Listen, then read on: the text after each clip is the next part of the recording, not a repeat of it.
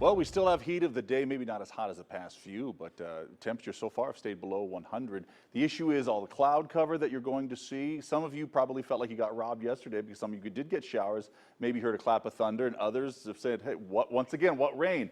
Have a better chance for some more widespread stuff for tonight. 97 right now in McCarran, 97 Boulder City. So not a lot of triple digits around right now. Let's hope it stays that way, right? Well, we'll probably ramp things up in the next couple of days. But here's another thing that'll actually ramp up. Those aren't bone dry conditions, certainly.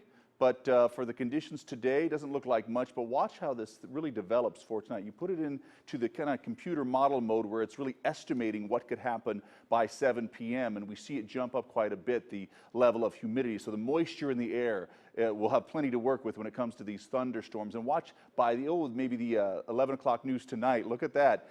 We really have it in. So this computer model is almost forecasting rain in the area just by the relative humidity standards right there of 65%.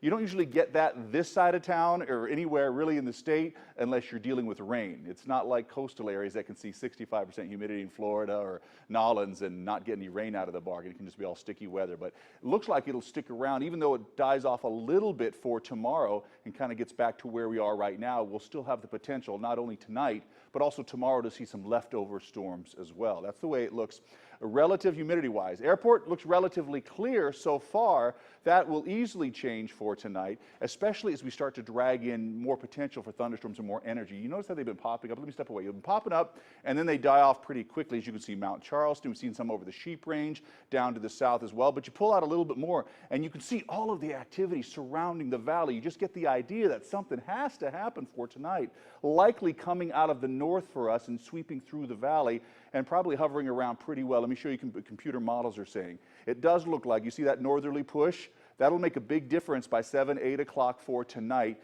to get some of the heavier bouts across the valley as well. And they don't dissipate that quickly. Even, by 10, even 11 o'clock, even by midnight, a lot of this sticks around. It's really off until about, at 1, 2 in the morning that finally the low that's really helping to create this, the piece of energy, is off toward the east. And that's when the chances for showers start to slacken quite a bit. But that doesn't mean we don't have a chance tomorrow to throw in a random thunderstorm. It could easily happen. So for the coming weekend, things dry out.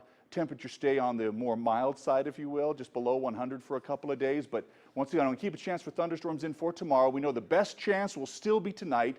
Yesterday, tomorrow, mild chances. We've seen some development yesterday. We'll see some tomorrow, but more so for tonight. And then thereafter, we start to dry things out and keep things on the more mild side, closer to normal and a little bit below for the coming weekend. All right, back to you, Masa.